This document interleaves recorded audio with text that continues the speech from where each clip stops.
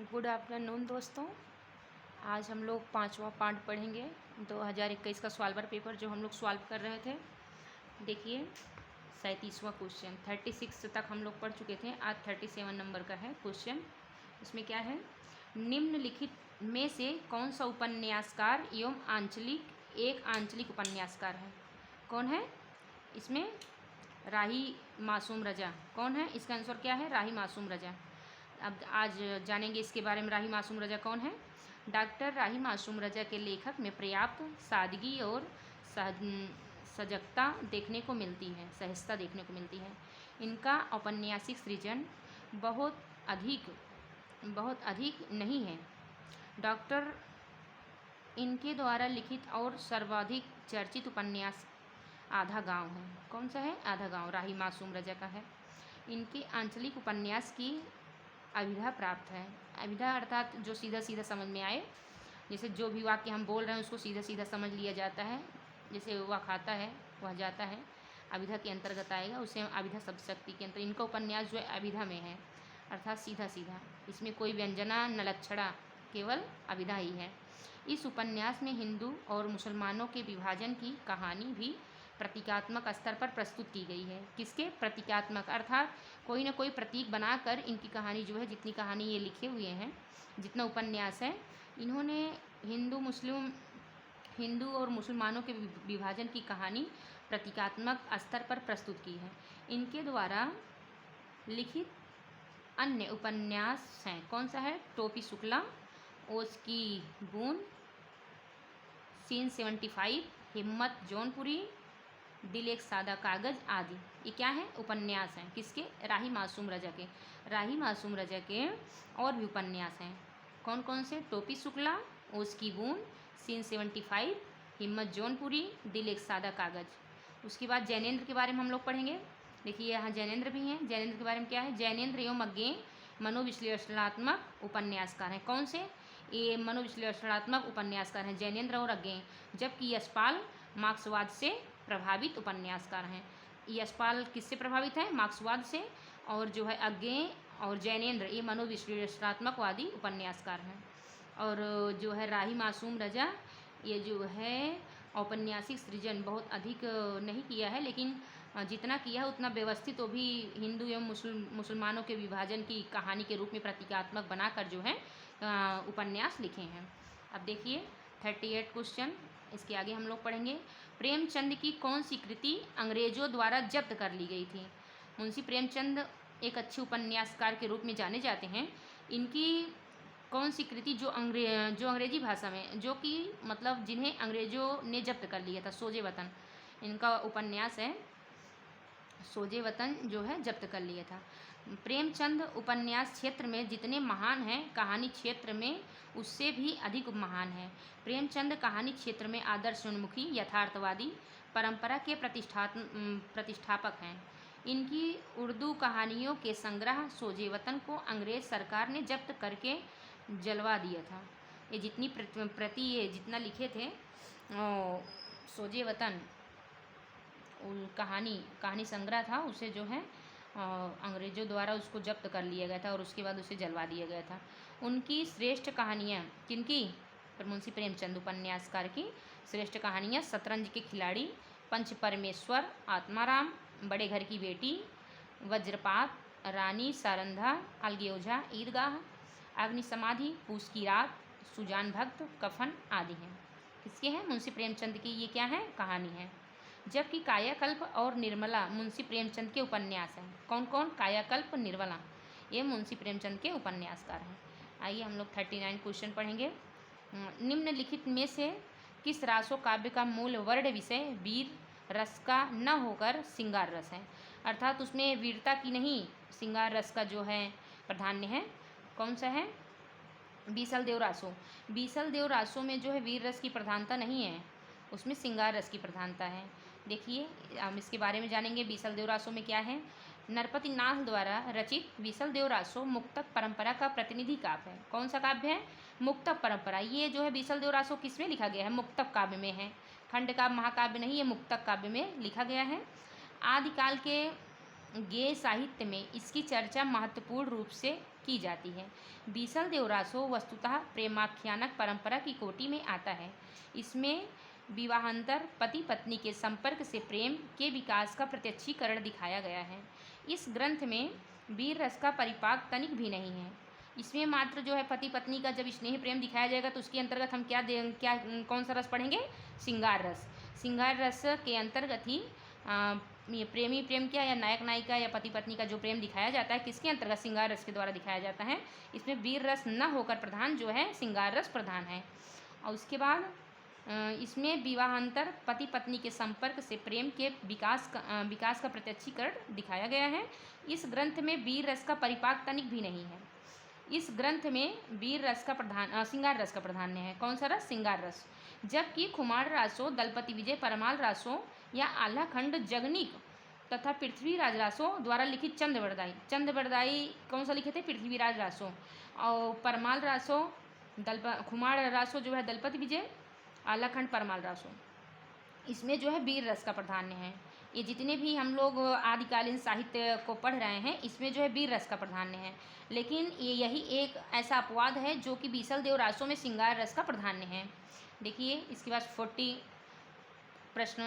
Question हम लोग solve करेंगे, पढ़ेंगे। भूषण रीत काल की किस काव्यधारा के कवि हैं? भूषण जो रीतकालीन कवि हैं भूषण, वो जो है किस काव्यधारा के हैं?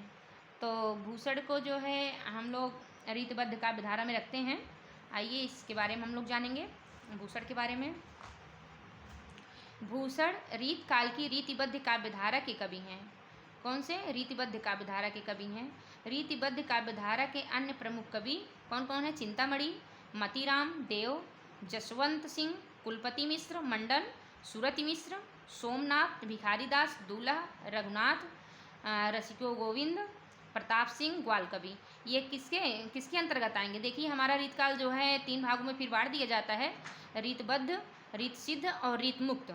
जो है ये भूषण, मतीराम और उसके बाद चिंतामणि, जसवंत सिंह, कुलपति मिश्र, मंडन, सूरत मिश्र, सोमनाथ, भिखारीदास, ये किसके अंतर्गत आएंगे? ये जो है रीतबद्ध के अंतर्गत आएंगे। देखिए इसके आगे हम लोग जानेंगे रीत मुक्त।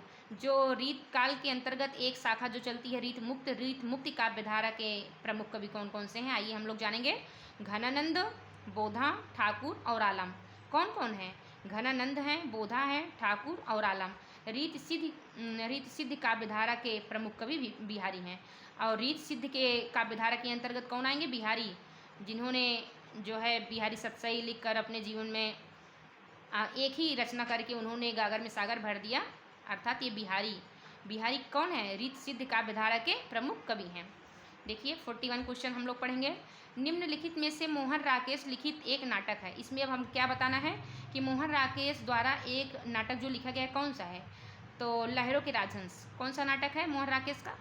लहरों के राजहंस। आषाढ़ का एक दिन, लहरों का राजहंस आप पढ़े ही होंगे। देखिए इसके आगे हम लोग मोहन राकेश के बारे में जानेंगे। मोहन राकेश के द्वारा कौन सा नाटक लिखा गया है? मोहन राकेश द्वारा लिखित नाटक लहरों के राजहंस का प्रकाशन 1963 ईस्वी के लगभग हुआ था। कब हुआ था? 1963 ईस्वी में। कौन सा? लहरों के राजहंस का प्रकाशन। यह कृति अश्वघोष के सौरानंद चरित पर आधारित है। ये कृति जो क्या कहते हैं लहरों के राजहंस से लिखा गया है, किसके अंतर्गत आता है? मतलब किस पर लिखा गया है? अश्वघोष के सौरानंद चरित पर आधारित है। इसमें नंद के माध्यम से वर्तमान युगीन मानव की अनिश्चयात्मक स्थिति को दर्शाया गया है। अर्थात उस समय की क्या स्थिति थी, जब ये लिखा गया उस समय की क्या स्थिति थी, उसी के बारे में जो है कोई निश्चित नहीं है। इसी के बारे में मोहन राकेश ने इस नाटक में, लहरों के राजहंस नाटक में दिखाया है। मोहन राकेश ने नाट्य जगत में 3 नाटकों की रचना की, मगर इन कृतियों से ही उनका स्थान अन्यतम है। इनके द्वारा लिखित 2 अन्य नाटक, आषाढ़ का एक दिन जो 1958 ईस्वी में प्रकाशित हुआ। यह नाटक कैसा है? आषाढ़ का एक दिन ऐतिहासिक नाटक है जो कि कालिदास के ऊपर आधारित है। देखिए आगे हम लोग जानें। आषाढ़ का एक दिन जो 1958 में प्रकाशित हुआ था, यह महाकवि कालिदास के प्रवेश, रचना प्रक्रिया तथा प्रेरणा स्रोत से संबद्ध है, अर्थात बंधा हुआ है। इसे कालिदास के बारे में, वहाँ का परिवेश, वहाँ का रहन सहन कैसा है, किस तरह है, इसके द्वारा जो है आषाढ़ का एक दिन नाटक के द्वारा हम जान सकते हैं, इसी से संबद्ध है। यह रोमानी भावुकता से युक्त नाटक है। रोमानी भावुकता अर्थात जो हमारी भावना है उसी से जुड़ा हुआ है। रोमानी भावुकता से युक्त है। इनका तीसरा नाटक आधे अधूरे हैं, जो 1969 में रचा गया। जन्मेजय का नागयज्ञ प्रसाद की नाट्य कृति है, जबकि सिंदूर की होली लक्ष्मी नारायण मिश्र की है। ये सिंदूर की होली किसका है? लक्ष्मी नारायण मिश्र का क्या है? नाटक है। मिस्टर अभिमन्यु लक्ष्मी नारायण लाल की नाट्य कृति है। ये जो है सिंदूर की होली और मिस्टर अभिमन्यु, ये दोनों जो है नाटक किसके? जो है लक्ष्मी नारायण लाल के नाटक हैं। देखिए इसके आगे हम लोग 42 क्वेश्चन इसका विस्तृत व्याख्या हम करने चल रहे हैं। क्वेश्चन देखिए, आचार्य रामचंद्र शुक्ल ने भक्ति काल के निम्नलिखित कवियों में से किसे सबसे कम महत्व प्रदान किया है? आचार्य रामचंद्र शुक्ल ने भक्ति काल में जितने कवि थे उन कवियों में सबसे कम महत्व किसको दिया है? तो कबीरदास को। जो है ऐसा नहीं है कि रामचंद्र शुक्ल कबीरदास को पसंद नहीं करते थे, लेकिन उन्होंने कबीरदास को कम महत्व देते हुए, क्योंकि कबीरदास अक्खड़ स्वभाव के थे, जो कि आचार्य रामचंद्र शुक्ल को पसंद नहीं था। और तुलसीदास को सबसे ज़्यादा महत्व किसको दिए हैं? आचार्य रामचंद्र शुक्ल तुलसीदास को दिए हैं। जिन्होंने रामचरितमानस लिखा है तुलसीदास, इस जो है आचार्य रामचंद्र शुक्ल ने उन्हीं को ज़्यादा महत्व दिया है, लेकिन कबीरदास को कम महत्व दिया है। देखिए आइए व्याख्या करते हैं इसका। आलोचना सम्राट आचार्य रामचंद्र शुक्ल का हिंदी आलोचना क्षेत्र में अद्वितीय स्थान है। इनके द्वारा रचित आलोचनात्मक ग्रंथ हिंदी साहित्य का इतिहास, गोस्वामी तुलसीदास, जायसी, ग्रंथावली की भूमिका, चिंतामणि भाग 2, रस मीमांसा, भ्रमर गीतसार, सूरदास आदि उल्लेखनीय हैं।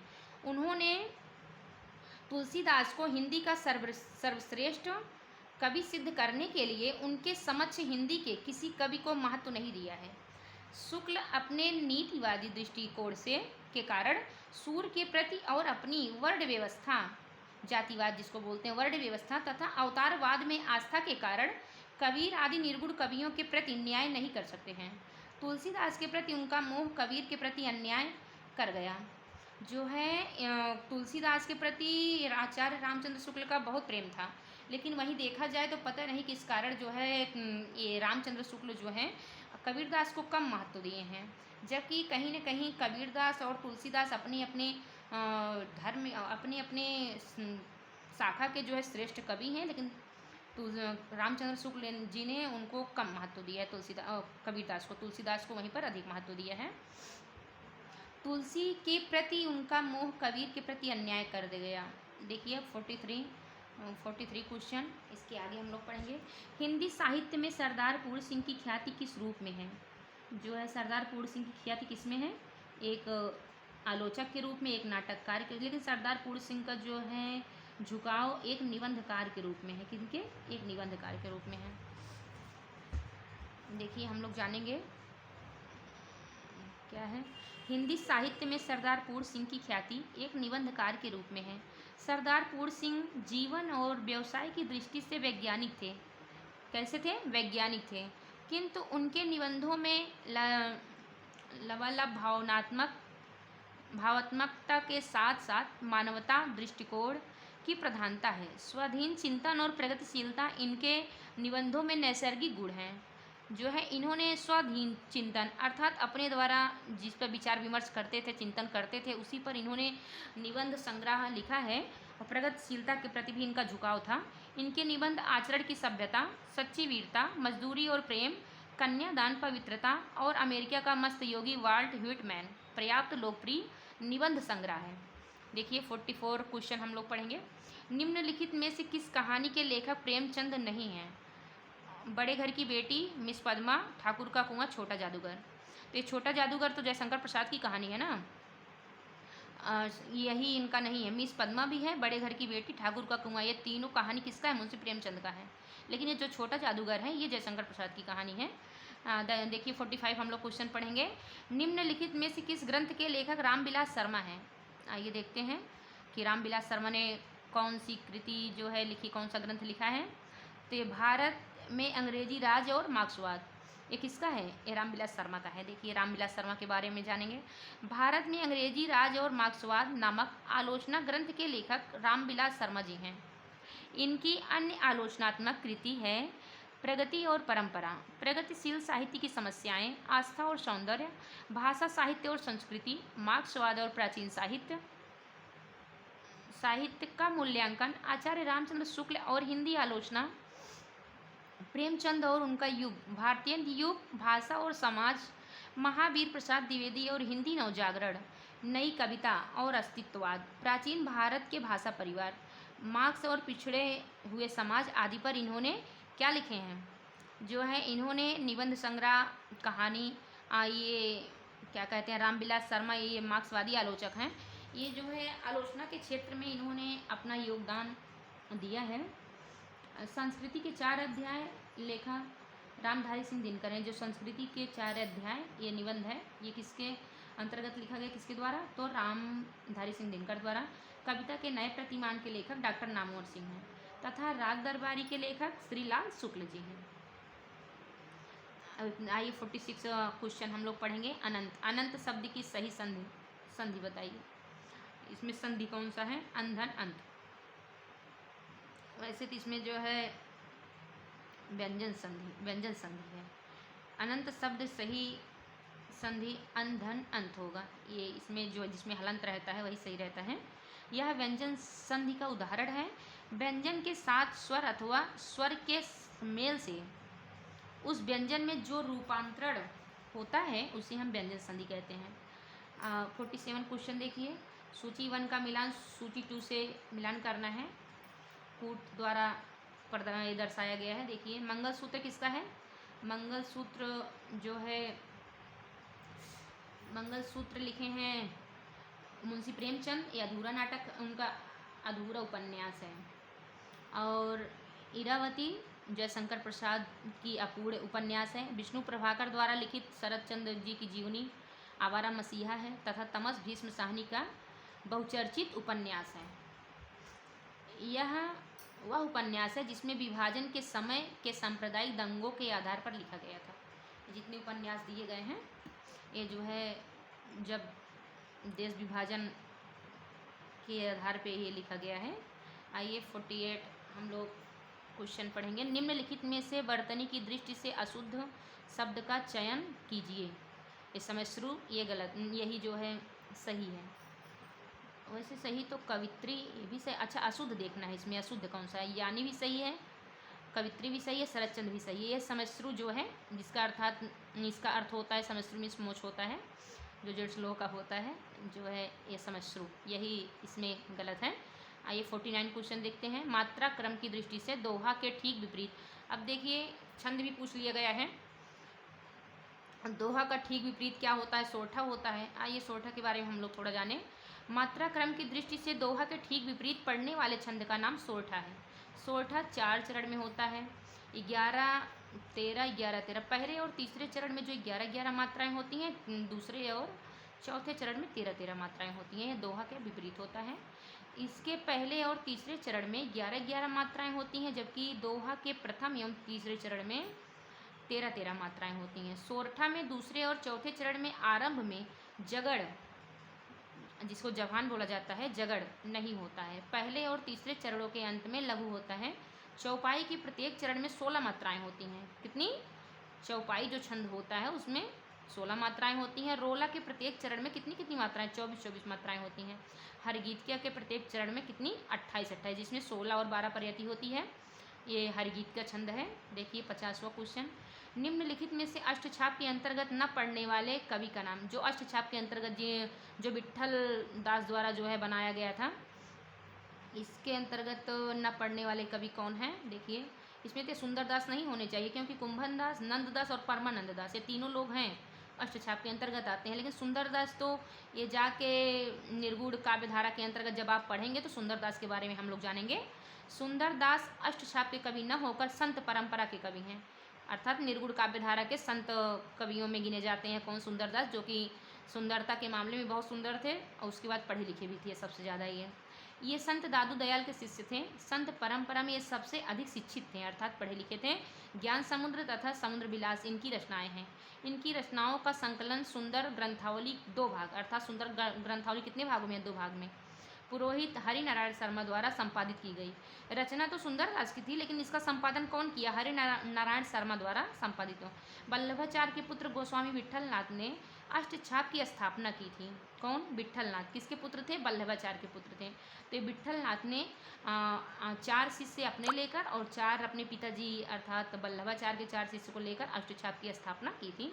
अष्टछाप के कवि कुम्भनदास, सूरदास, परमानंद दास, कृष्णदास सभी वल्लभाचार्य के शिष्य हैं तथा गोविंद स्वामी, नंददास, छीत स्वामी, चतुर्भुजदास ये स्वामी गोविंद विट्ठलनाथ के शिष्य थे। बस आज यहीं तक हम लोग पढ़ेंगे 50 क्वेश्चन, इसके आगे कल बताया जाएगा। धन्यवाद।